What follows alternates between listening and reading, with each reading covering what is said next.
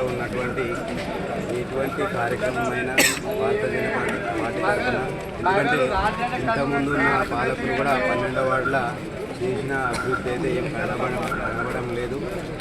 ఇంకోరి కూడా అక్కడ సీసీ రోడ్లు కానీ డ్రైనేజీలు కానీ ఫుల్ ఎడ్యుకేటెడ్ ఏరియా అంటే 12వ వార్డు.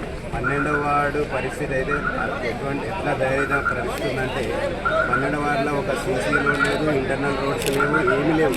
అటువంటి వార్డు ఇంతకుముందు గత పాలకులు కూడా 12వ వార్డుని ఎటువంటి విధంగా కూడా పట్టించుకోలేదని చెప్తున్నా. ఇప్పుడు మాకు భారతీయ జనతా పార్టీ తరఫున 12వ వార్డు టికెట్ లభించింది.